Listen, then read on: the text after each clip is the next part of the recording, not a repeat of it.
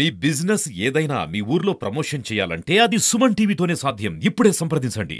నమస్తే, welcome to Suman TV. Rayachoti Annamayya district Gajula Bhaskar గారు ఇక్కడ ఉన్నారు. తను ఎన్నో సేవా కార్యక్రమాలు కూడా చేశారు. కాంగ్రెస్ పార్టీ జిల్లా అధ్యక్షుడుగా ఇప్పుడు ఉన్నారు. ఒక్కసారి వాళ్ళతో మాట్లాడదాం. సార్ నమస్తే. సార్ సార్ ఎలా ఉన్నారు?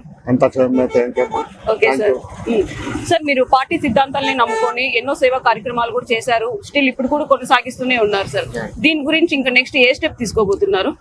నెక్స్ట్ ఏముంది, మా పార్టీ బలోపేతం కావడం ఒకటి. గత 10 సంవత్సరాల నుంచి మా పార్టీ చాలా బలహీనపడింది, జిల్లాలో కానీ రాష్ట్రంలో కానీ. ఈ పార్టీని మళ్ళీ పూర్వం తెప్పించడానికి నా సాయశక్తులా కృషి చేస్తాను. ముఖ్యంగా ఈ రోజు కార్యక్రమం ఏంటంటే, దేశంలో కానీ రాష్ట్రంలో కానీ అంబేద్కర్ రాసిన రాజ్యాంగాన్ని పక్కన పెట్టి ఆర్ఎస్ఎస్ రాజ్యాంగం నడుస్తుంది. దానికి నిరసనగా మేము ఈరోజు జై భీమ్, జై బాపూజీ, జై సంవిధాన్ అనే ప్రోగ్రాము రాష్ట్రం అంతా చేయడం జరుగుతుంది. గత వారం రోజులుగా మా కార్యకర్తలు ప్రతి జిల్లాలో ఈ కార్యక్రమం జరుగుతుంది. అలాగే పార్లమెంట్లో అమిత్ షా అంబేద్కర్ మీద అనుచిత వ్యాఖ్యలు చేశారు. మీ అందరికీ తెలుసు, అది చాలా హేళనగా మాట్లాడారు. దానికి నిరసనగా ఆయన రాజీనామా చేయమని కూడా మేము గత 10 రోజులుగా దేశం మొత్తం మీద మా కాంగ్రెస్ కార్యకర్తలు నిరసన వ్యక్తం చేస్తున్నారు. అయినా ఈ ప్రభుత్వానికి చీమ కొట్టట్లేదు.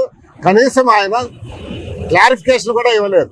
ఆయన క్షమాపణ చెప్పకనే కనీసం దానికి సంబంధించిన విషయము పొరపాటు అయిందని ఒక మాట చెప్పచ్చు కదా.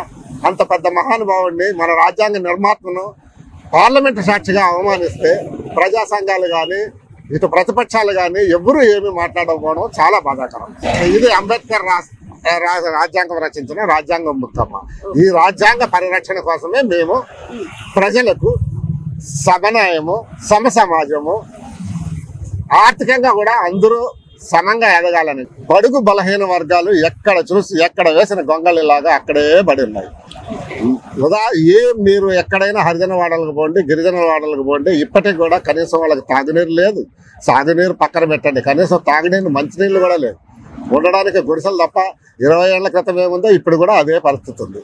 ఈ పరిస్థితులు మారాలంటే మళ్ళీ మా కాంగ్రెస్ పార్టీ వస్తేనే బడుగు బలహీన వర్గాలకు, అన్ని వర్గాలకు, రైతులకు అందరికీ న్యాయం జరుగుతుందని మేము ఆకాంక్షిస్తున్నాం. నెక్స్ట్ మీరు చెప్పినట్టు మీ పార్టీ అధికారంలోకి వస్తే మీరు మొట్టమొదటిగా చేసే పని ఏంటి?